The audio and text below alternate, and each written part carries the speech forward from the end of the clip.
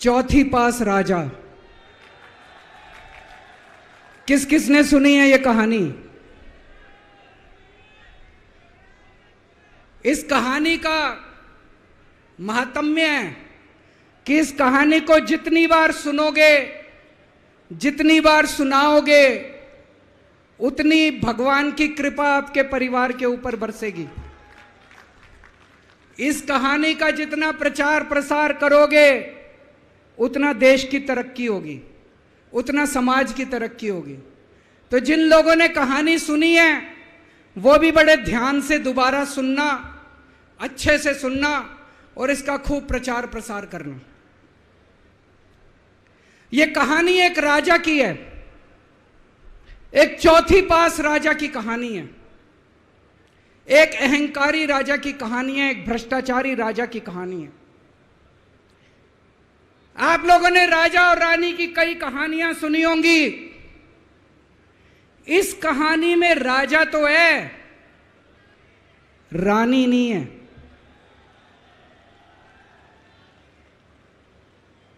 तो एक महान देश था, कई हजार साल पुराना देश।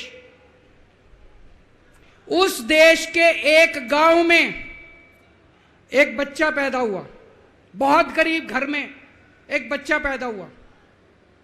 तो जैसे गांव के अंदर बच्चा पैदा होने पे ज्योतिषी आते हैं, ज्योतिषी आके बच्चे का भविष्य बताते हैं, ऐसे गांव का ज्योतिषी आया, उसने बच्चे की कुंडली देखी और बच्चे की मां को बोला कि माई, तेरा बेटा बड़ा होके बहुत बड़ा सम्राट बनेगा। माई को समझ नहीं आया, मैं इतनी गरीब, मेरा परिवार इतना गरीब, मेरा बेटा सम्राट कैसे बनेगा। खैर, बच्चा धीरे धीरे बड़ा होने लगा। गांव के सरकारी स्कूल में उसका एडमिशन करा दिया। उसका पढ़ने लिखने में मन नहीं लगता था। पढ़ते पढ़ते, क्लास करते करते चौथी में आके उसने नाम कटवा लिया। उसका पढ़ाई लिखाई में मन नहीं लगता था। बगल में, गांव के बगल में एक रेलवे स्टेशन था। घर में बहुत गरीबी थी। वो बच्चा वहां स्टेशन पे जाके चाय बेचने लगा।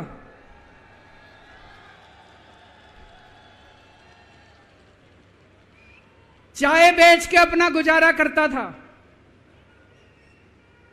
वो भाषण बहुत अच्छा देता था, बचपन से ही बड़ा अच्छा भाषण देता था।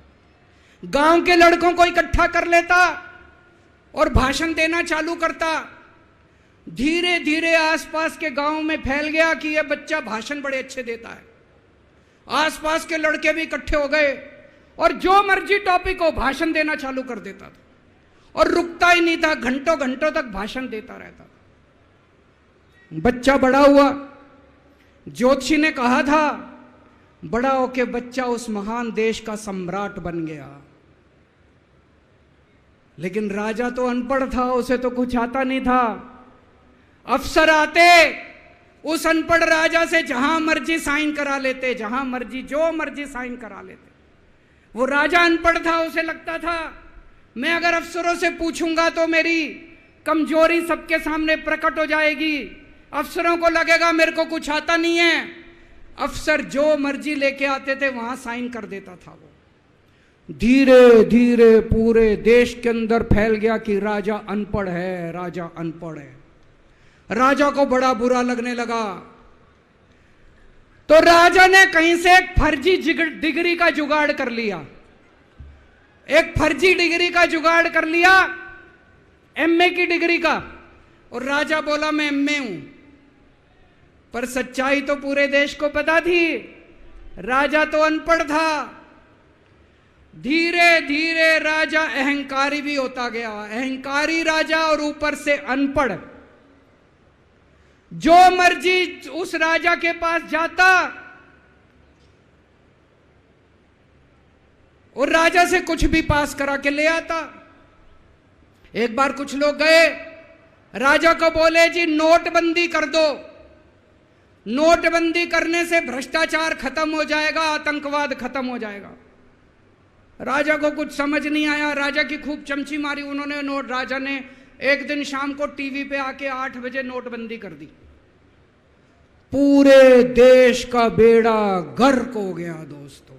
लंबी लंबी बैंकों के सामने लाइनें लग गई, कई लोग मर गए, दुकानें बंद हो गई, रोजगार बंद हो गए, बड़ी बड़ी इंडस्ट्री बंद हो गई, पूरे देश का बेड़ा गर्क हो गया। फिर एक दिन कोई आके बोला जी 2000 का नोट ले आओ। राजा 2000 का नोट ले आया। 4 साल बाद कुछ लोग आके बोले जी 2000 का नोट बंद कर दो। राजा ने 2000 का नोट बंद कर दिया। राजा को अक्ल तो थी नहीं, बेवकूफ था, अनपढ़ था। कभी 2000 का नोट चालू करता था, कभी 2000 का नोट बंद करता था।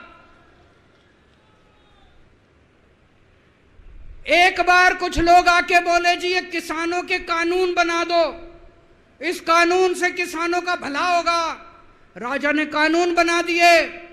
पूरे देश के किसान सड़कों पे उतर आए। 750 किसान मर गए आंदोलन में, और 1 साल के बाद राजा को वो तीनों कानून वापस लेने पड़े।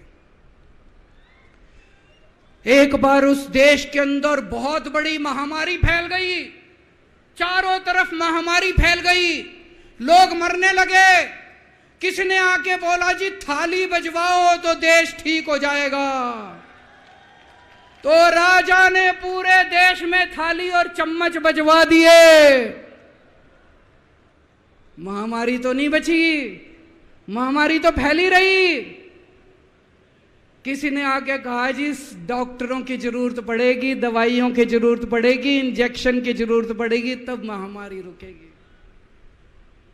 राजा अपने दोस्तों का बड़ा ख्याल रखता था। उसके दोस्त थे। एक दोस्त ने 10,000 करोड़ रुपए चोरी कर लिए, राजा ने उसको देश से भगा दिया। दूसरे दोस्त ने 20,000 करोड़ चोरी कर लिए, राजा ने उसको भी देश से भगा दिया। पर एक दोस्त ऐसा था जिससे राजा की ज्यादा ही दोस्ती थी। कौन था? उसको उन्होंने सारे एयरपोर्ट बेच दिए, सारे जहाज बेच दिए, सारे सीपोर्ट बेच दिए, उन्होंने आसमान बेच दिया, जमीन बेच दी राजा ने, खदानें बेच दी। उस दोस्त पे राजा मेहरबान था। राजा का एक और दोस्त था। वो दोस्त इतना गंदा था कि उसने कुछ अंतर्राष्ट्रीय खिलाड़ी महिलाओं के साथ बदतमीजी करी, लेकिन राजा ने दोस्ती नहीं छोड़ी। मजाल जो उस दोस्त के ऊपर कोई आंच आ जाए, राजा उस दोस्त के साथ खड़ा रहा, लेकिन उसने खिलाड़ियों का समझ।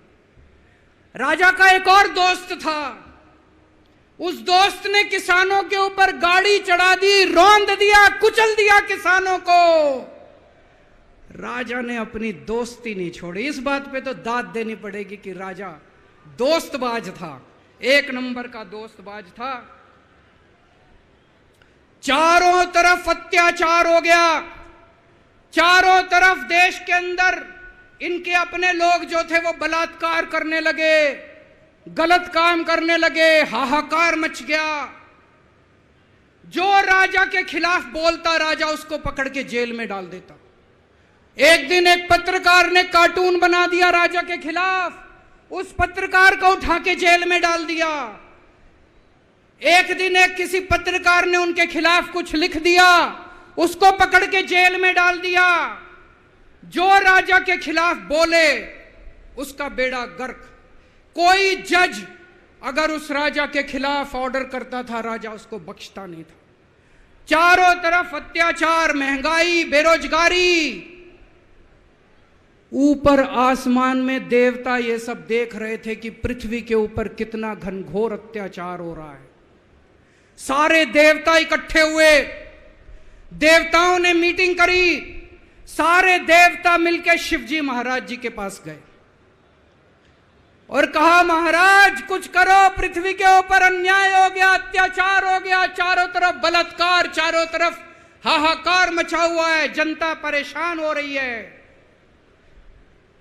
पृथ्वी जी शिव जी महाराज जी ने अपनी तीसरी आंख खोली और दोस्तों यहां प्रचंड पृथ्वी के ऊपर अजीब अजीब घटनाएं घटने लगी। उज्जैन के अंदर महाकाल की 6 सप्तऋषियों की बड़ी बड़ी 10 फुटा भारी भारी मूर्तियां थी। एक दिन बारिश और तूफान आया और 6 की 6 मूर्तियां टूट गई। लोगों ने कहा बड़ा अपशकुन हो रहा है, बड़ा अपशकुन हो रहा है। एक दिन एक ट्रेन एक्सीडेंट हो गया, 250 से ज्यादा लोगों की मौत हो गई। लोगों ने कहा बड़ा अपशकुन हो रहा है। और एक दिन घनघोर बारिश आई, तूफान आया, ऊपर से आकाशवाणी हुई, सारे देश की जनता को भगवान ने कहा कि आप महान देश के लोग हो, क्या कर रहे हो, उठो, खड़े हो जाओ और इस अहंकारी राजा के खिलाफ सब लोग मिलकर आवाज उठाओ। भगवान आपके साथ है। और उसके बाद दोस्तों सोई हुई जनता जाग गई और 1 साल के अंदर उस अहंकारी राजा का राजपाट जनता ने उखाड़ के फेंक दिया। और उसके बाद वो महान देश दिन दूनी रात चौगुनी प्रगति करने लगा। ये कहानी बड़ी पवित्र कहानी है। इस कहानी को सुनने से और सुनाने से परिवार का, समाज का और देश का बहुत भला होता है। इसे ज्यादा से ज्यादा शेयर कीजिए, ज्यादा से ज्यादा लोगों तक पहुंचाइए ताकि ज्यादा से ज्यादा लोग इसे सुन सकें, इसे समझ सकें। अंत में आपसे एक ही विनती है, अगली बार वोट डालने जाओ तो ऐसे आदमी को वोट डालना, ऐसे आदमी को प्रधानमंत्री बनाना जो कम से कम इतनी तो समझ रखता हो कि 2000 का नोट कैंसिल करना है कि चालू करना है।